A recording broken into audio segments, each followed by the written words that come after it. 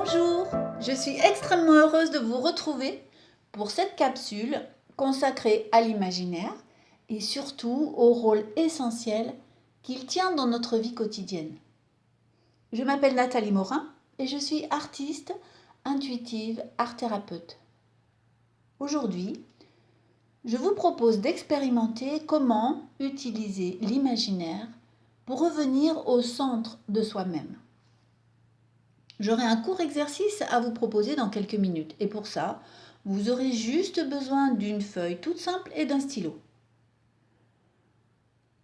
Alors avant de parler de l'utiliser, je vais d'abord aborder la question qu'est-ce que l'imaginaire? Évidemment, on trouve beaucoup de définitions philosophiques, psychanalytiques, parce qu'ici on touche à l'être subtil, à l'impalpable, et chacun va se l'approprier selon sa position. Pour moi, la plus juste, c'est l'imaginaire met en forme l'informel qui nous habite.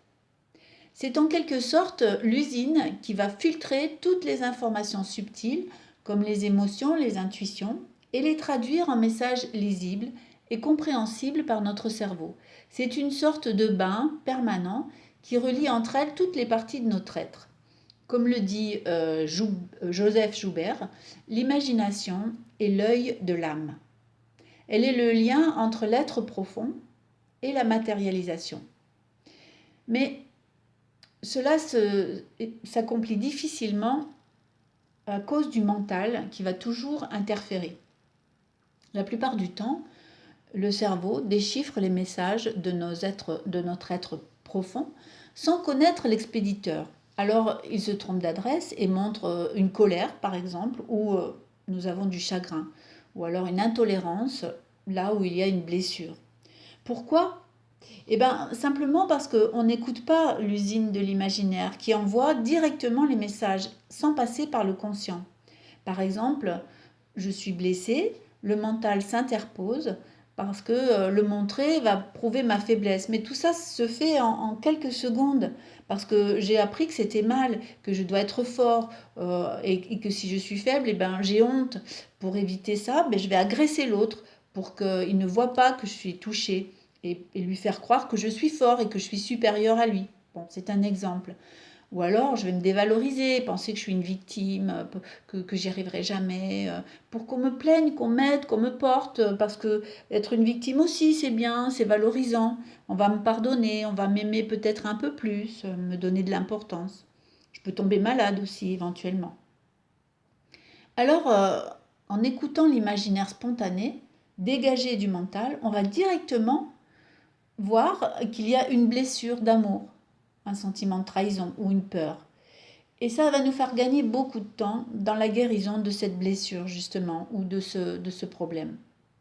Ce sont des exemples un peu simplistes, parce que l'imagination est tellement rapide et bien rodée qu'elle se met toujours au service de nos croyances prioritaires, ou de celui qui parle le plus fort. C'est-à-dire que si on n'a pas appris à l'écouter, elle va être déviée tout de suite par le mental ou les croyances. Cet exemple, c'est pour vous expliquer qu'à mon sens, la première chose importante à faire, c'est ramener à la conscience le processus imaginaire. Le mental ne parvient pas toujours à cerner d'emblée l'imaginaire parce que lui, il est plus lourd, plus lent, il analyse, il décortique. Même s'il est ultra rapide, il va moins vite que l'imaginaire. Alors pour vous aider à cerner cet imaginaire, je vais vous proposer un exercice assez parlant qui va vous faire revenir au centre. Prenez-le comme un jeu, comme la première. Ne cherchez pas de réponse à tout prix, notez juste sur une feuille ou en vous-même, si vous préférez, les remarques qui émergent. C'est un exercice minuté à 30 secondes par réponse pour pouvoir préserver votre spontanéité, donc pas de dissertation. Prenez la feuille dont je vous ai parlé tout à l'heure et partagez-la en 4 colonnes verticales, chacune de ces colonnes compartimentée en 3 colonnes horizontales. Faites ceci rapidement à main levée. Donc chaque colonne a elle-même 3 parties. Donc dans la première colonne à gauche, je pense que vous avez terminé, vous écrivez en haut « Travail ». Sous-entendu, activité principale qui vous occupe, qui va occuper le centre de vos activités. Hein. Travail, c'est pas forcément un travail rémunéré, hein. C'est votre activité principale. Puis vous allez commencer en dessous de ce mot travail, une phrase qui va débuter par j'occupe la fonction de, ou alors j'occupe la place de. Et en quelques mots, décrivez votre activité principale. Je vous laisse un petit peu de temps.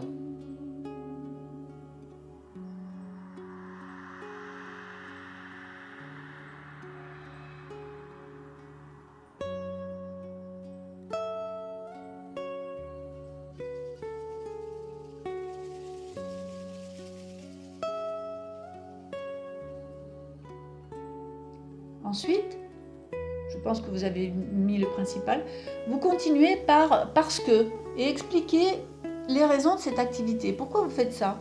Soyez simple, direct, en quelques mots.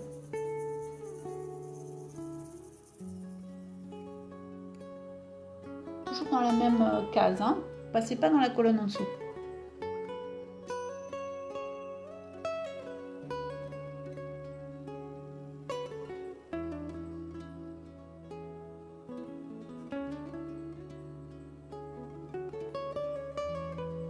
Voilà, dans la deuxième colonne, vous écrivez en haut « vacances ». Sous-entendu loisirs, détente, plaisir. Et commencez votre phrase du genre pour me détendre, me reposer, je fais.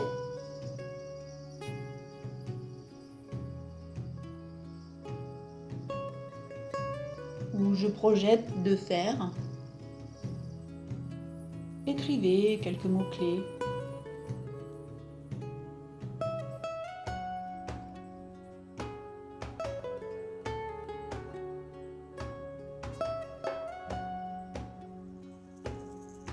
Puis en dessous, à la suite, hein, dites pourquoi. Pourquoi vous projetez de faire ça? Pourquoi vous faites ce choix? En commençant simplement parce que. Une phrase, ça suffit.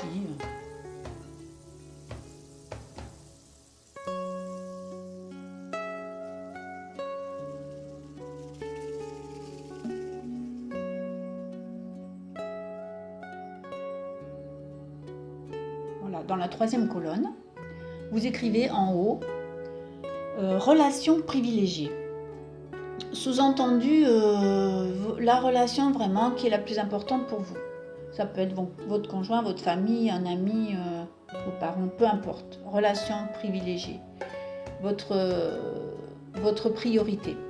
Puis, dans cette relation donc, que vous avez en tête, continuez à écrire d'après moi, dans cette relation, j'occupe la place de.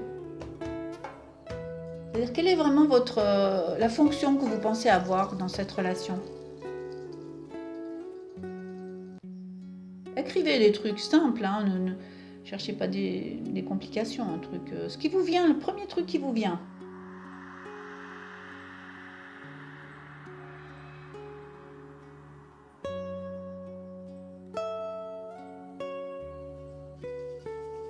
Et à la suite, écrivez parce que. Écrivez ce qui vous passe par la tête à ce propos. Mais si rien ne vient, laissez tomber, cherchez pas absolument. Évitez de mentaliser. Allez-y, franco, comme on dit.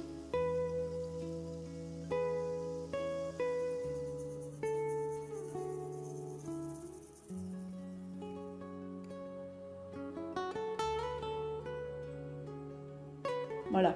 Alors, dans la quatrième colonne, vous allez parler de votre environnement. Sous-entendu, votre maison, votre appartement, là où vous habitez, en fait. Donc, ce qui vous arrive en premier, situez-le, votre environnement, en quelques mots.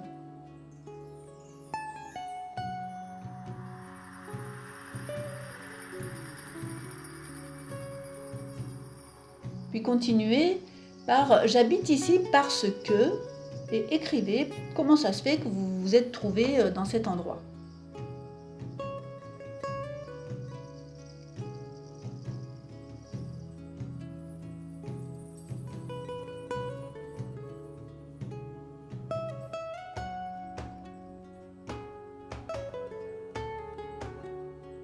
Voilà. À présent, reprenez la première colonne avec le thème du travail. Relisez rapidement ce que vous avez écrit. Et notez en dessous, dans la deuxième case en dessous, toujours de la première colonne, pour me sentir vraiment super bien dans mon travail et me sentir mieux, je pense que je dois... Écrivez ce que vous devez faire pour vous sentir vraiment super bien dans votre travail. Et parce que, écrivez pourquoi.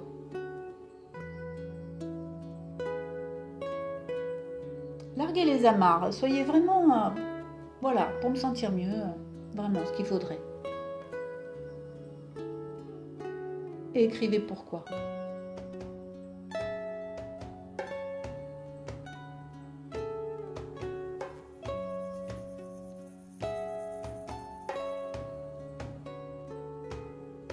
Voilà, passez à la deuxième colonne et parlez de vos vacances. Relisez le début et en dessous, donc dans la deuxième case de la deuxième colonne. Finissez la phrase pour être totalement satisfait, vraiment pour avoir des vacances extraordinaires qui seraient vraiment le top du top. Hein. Dites-vous ça, il faudrait que, parce que, il faudrait, ça serait super que, parce que, allez-y, lâchez tout.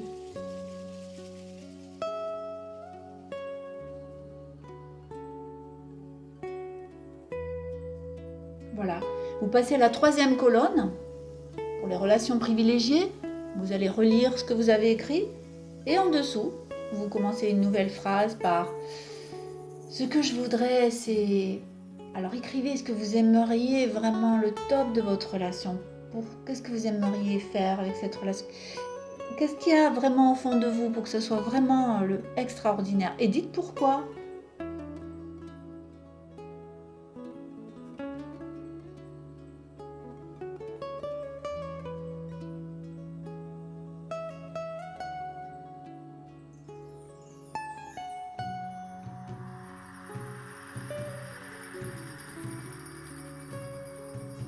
Voilà, et nous passons à la quatrième colonne. Alors, si vous n'avez pas eu le temps de tout faire, vous pouvez réécouter après la piste et mettre sur pause. Mais on va continuer dans la quatrième colonne. Vous faites pareil, vous relisez et vous continuez cette phrase. Et pour être vraiment mieux dans cet environnement que j'ai, ce qu'il faudrait vraiment, c'est que, ou j'aimerais faire, ou voilà, parce que. Écrivez bien chaque fois pourquoi. Hein.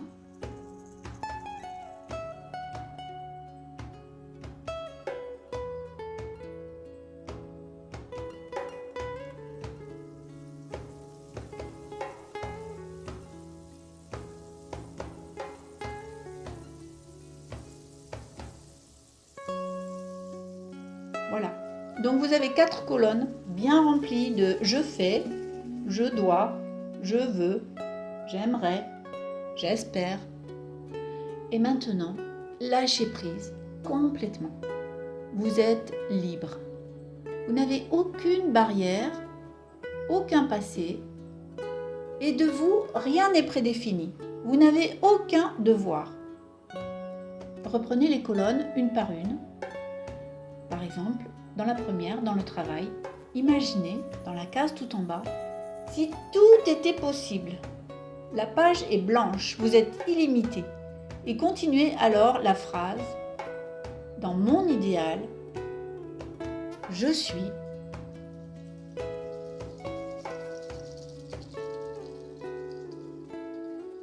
Parce que.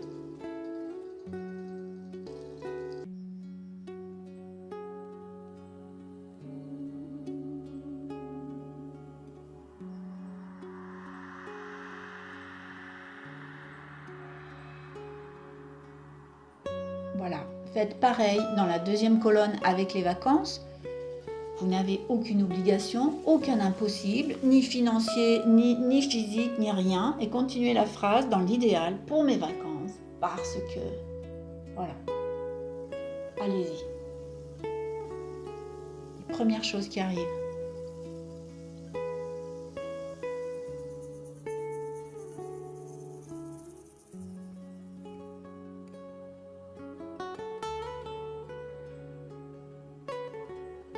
Maintenant, faites pareil avec vos relations et notez ce que vous voulez vivre, ce que vous souhaitez vivre dans l'idéal de cette relation.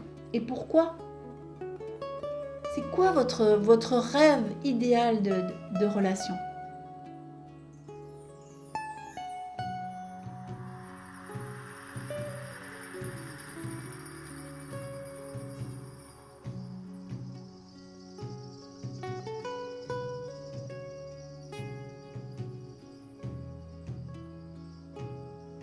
Voilà. Il vous reste la dernière colonne de l'environnement.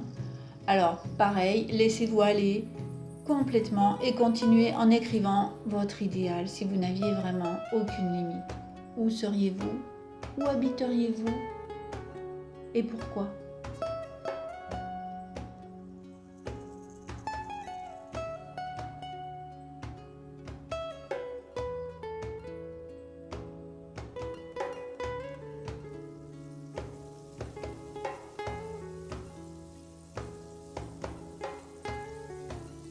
Voilà, cet exercice est terminé. Vous avez devant vous un tableau qui vous montre la distance entre l'imaginaire de la situation idéale en bas de chaque colonne et la situation présente de la première case de chaque colonne. Et demandez-vous d'où sort cet idéal. Qu'est-ce qui le motive? Quel est l'éloignement qu'il peut y avoir entre votre idéal et la situation actuelle?